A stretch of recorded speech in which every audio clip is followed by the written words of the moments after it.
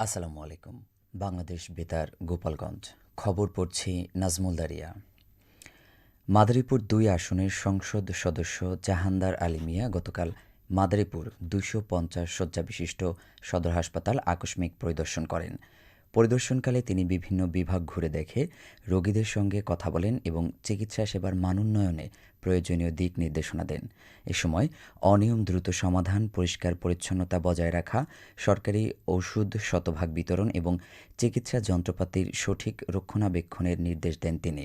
MP বলেন, স্বাস্থ্যসেবায় কোনো ধরনের গাফিলতি সহ্য করা হবে না। পরিদর্শনে জেলা সিভিল সার্জন, আবাসিক মেডিকেল অফিসার, হাসপাতালের চিকিৎসক কর্মকর্তা এবং স্থানীয় নেতৃবৃন্দ উপস্থিত ছিলেন। দেশে প্রথমবারের মতো অনুষ্ঠিতব্য জাতীয় নৌযান শুমারি সফল করতে গতকাল জেলা প্রশাসন ও বাংলাদেশ পরিসংখ্যান ব্যুরোর উদ্যোগে মাদারীপুরে অবহিতকরণ সভা অনুষ্ঠিত হয়। সভায় নৌযান শুমারির উদ্দেশ্য, তথ্য সংগ্রহ পদ্ধতি ও এর গুরুত্ব তুলে ধরা হয়। জেলা প্রশাসক মিস মর্জিনা আক্তার বলেন, এ শুমারির মাধ্যমে নৌপরিবহন খাতে নির্ভরযোগ্য তথ্য ভাণ্ডার তৈরি হবে, যা উন্নয়ন পরিকল্পনা, নীতি নির্ধারণ এবং জরুরি পরিস্থিতিতে দ্রুত সহায়তা নিশ্চিত করতে গুরুত্বপূর্ণ ভূমিকা রাখবে। সভায় জানানো হয়, আগামী ২০ থেকে ২৯ আগস্ট সারা দেশে প্রথমবারের মতো জাতীয় নৌযান শুমারি অনুষ্ঠিত হবে। তথ্য ও সম্প্রচার মন্ত্রণালয়ের অধীন গণযোগাযোগ অধিদপ্তরের বার্ষিক প্রচার কর্মপরিকল্পনার আওতায় গোপালগঞ্জের কোটালীপাড়ায় জেলা তথ্য অফিসের উদ্যোগে ফ্যামিলি সভা অনুষ্ঠিত হয়েছে। গতকাল কমলকুড়ি বিদ্যানিকেতন উচ্চ বিদ্যালয়ে আয়োজিত সমাবেশে গণযোগাযোগ অধিদপ্তরের মহাপরিচালক মোহাম্মদ আব্দুল জলিল ভার্চুয়ালি প্রধান অতিথির বক্তব্য দেন। তিনি বলেন, পরিবারকে স্বাবলম্বী করতে সরকার ফ্যামিলি কার্ড কর্মসূচির মাধ্যমে দেশের প্রায় ৪ কোটি পরিবারকে সামাজিক সুরক্ষার আওতায় আনছে।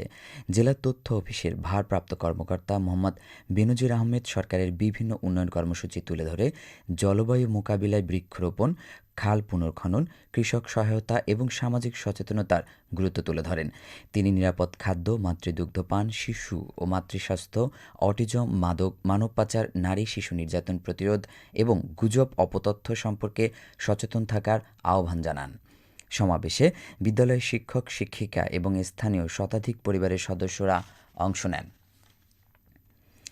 বিশ্ব মাতৃদুগ্ধ সপ্তাহ ২০২৬ উপলক্ষে গতকাল নড়াইলের কালিয়া উপজেলা নির্বাহী কর্মকর্তার কার্যালয়ে মাতৃদুগ্ধ বিকল্প আইন বিষয়ে অবহিতকরণ সভা অনুষ্ঠিত হয়।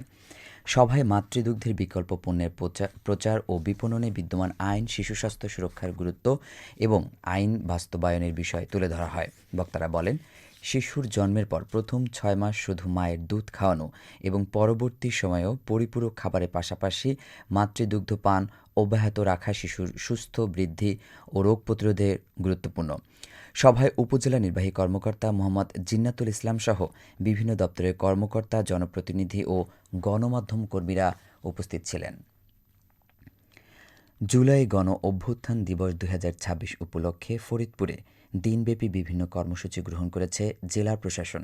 আগামী ৫ আগস্ট সকালে জুলাই শহীদ স্মৃতিস্তম্ভে পুষ্পস্তবক অর্পণের মাধ্যমে কর্মসূচি শুরু হবে।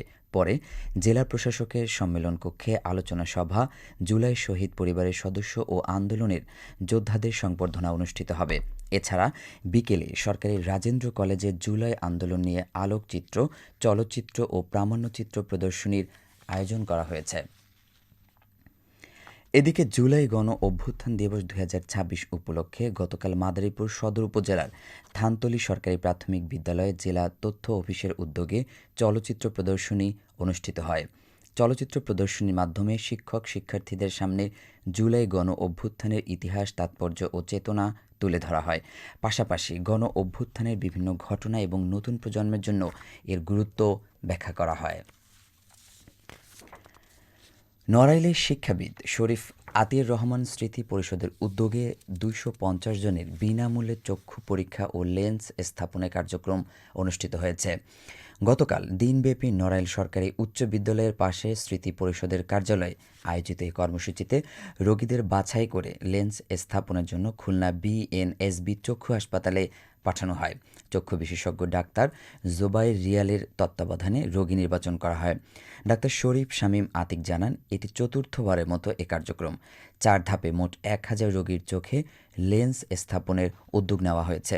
এছাড়া প্রতি মাসের শেষ শুক্রবার বিনামূল্যে বিশেষজ্ঞ চিকিৎসা সেবা, ওষুধ বিতরণ, আইনি পরামর্শ, রক্তচাপ, ডায়াবেটিস ও রক্ত পরীক্ষা এবং মেডিকেল ক্যাম্প পরিচালনা করা হচ্ছে।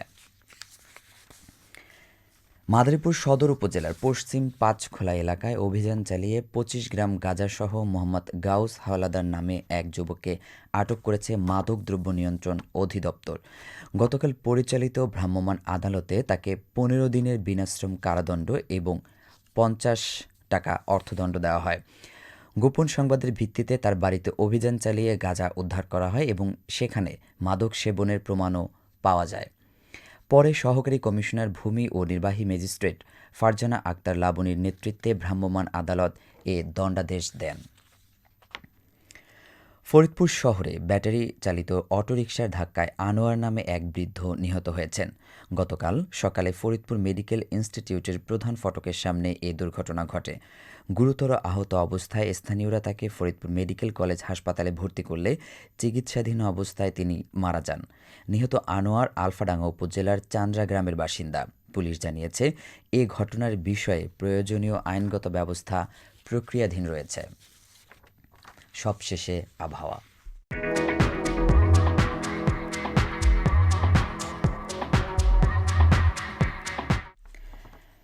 আজ বেলা ১টা পর্যন্ত দেশের অভ্যন্তরীণ নদীবন্দরসমূহের জন্য আবহাওয়ার পূর্বাভাসে বলা হয়েছে, খুলনা, বরিশাল, পটুয়াখালী, নোয়াখালী, চট্টগ্রাম, কক্সবাজার এবং সিলেট অঞ্চলসমূহের উপর দিয়ে দক্ষিণ অথবা দক্ষিণ পূর্ব দিক থেকে ঘন্টায় ৪৫ থেকে ৬০ কিলোমিটার বেগে অস্থায়ীভাবে দমকা অথবা ঝোড়ো হাওয়া সহ বৃষ্টি অথবা বজ্রবৃষ্টি হতে পারে।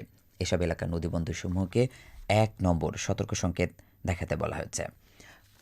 খবর শেষ হলো। আমাদের পরবর্তী খবর প্রচারিত হবে আগামীকাল সকাল ৮টা ৩০ মিনিটে বাংলায়।